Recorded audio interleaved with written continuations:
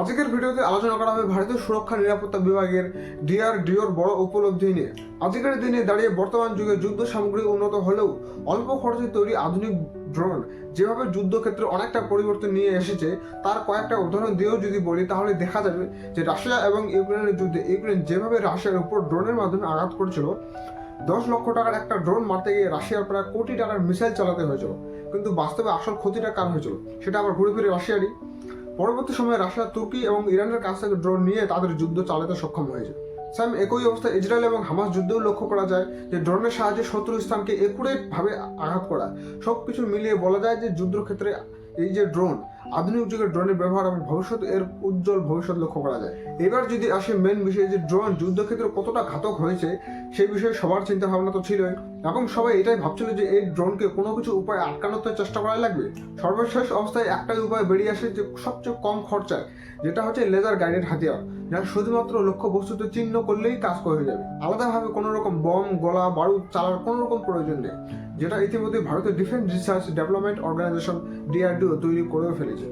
এর কার্যক্ষমতার কথায় যদি বলি, যেখানে বলা হচ্ছে যে 5 কিমি দূরত্বের মধ্যে যে কোনো লক্ষ্য বস্তুকে একুরেট ভাবে টার্গেট করতে সক্ষম, যা শুধুমাত্র লেজারের লাইট জ্বালিয়ে এই কাজটা করে দেওয়া যাবে। এখন তোমরা ছবির মাধ্যমে দেখতেই পাচ্ছ যে কিছুটা এরকম আকারে দেখতে হবে এই লেজার গাইডেড হাতিয়ার। এই বিষয়ে নিউজ মিডিয়ার চারিদিকে বড় বড় হেডলাইন চলে আসে, সব জায়গায় শুধু একটাই কথা বলা হচ্ছে যে দেখো, ভারতের যুদ্ধক্ষেত্রে নতুন উপলব্ধি করে ফেলেছে, সেটা হচ্ছে লেজার গাইডেড হাতিয়ার, যা থেকে কোনো রকম বম, গোলা, বারুদ, মিসাইল চালার প্রয়োজনই নেই। শুধুমাত্র লেজার গাইড দিয়ে টার্গেট করে লক্ষ্যবস্তুকে একুরেট ভাবে ধ্বংস করতে সক্ষম। আর এই লেজার গাইডটা ব্যবহার করতে শুধুমাত্র 200 টাকার বিদ্যুৎ বিলের খরচটা প্রয়োজন। এখন কথাটা হচ্ছে যে এরকম ধরনের অস্ত্র ভারত যে তৈরি করলো, এটাকে ভারতের প্রথমবার তৈরি করেছে? এর অ্যান্সার হচ্ছে একদমই না। ভারত এই অস্ত্র তৈরি করার আগেও অনেক দেশ তৈরি করেই ফেলেছে, যেমন চীন, আমেরিকা, তারপর রাশিয়া। তৃতীয় নাম্বারে ভারতেও এখন নতুন করে এই লিস্টে লেজার গাইডেড অস্ত্র তৈরিতে সক্ষম তার নাম্বারে জয়েন করা হবে।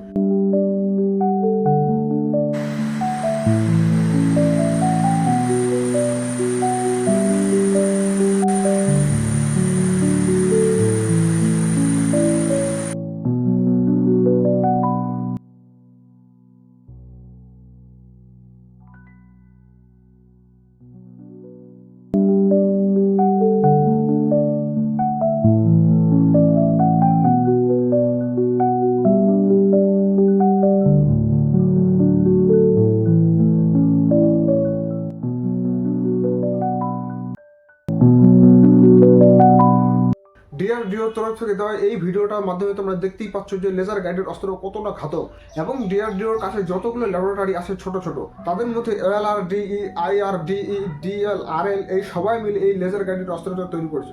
তবে ভবিষ্যতে যদি এমন ধরনের সস্তা অস্ত্র তৈরি হতেই থাকে যা বাস্তবেই একদম গুরুত্বপূর্ণ ভূমিকা রাখে যুদ্ধক্ষেত্রে, তাহলে হয়তো আগামী দিনে পুরোপুরি যুদ্ধক্ষেত্রে আধুনিক যুগের টেকনিকটাই বদলে যাবে। তবে দেখা যাক ভবিষ্যতে এর কি পরিণাম নিয়ে আসতে পারে, এই বিষয়ে সময় গেলে অবশ্যই বোঝা যাবে। আশা করা যায় আমার পুরো বিষয়টা বোঝা গেছে। এই বিষয়ে তোমাদের কি মতামত অবশ্যই কমেন্টে জানাও। দেখা হচ্ছে পরের অন্য কোনো ভিডিওতে, ততক্ষণে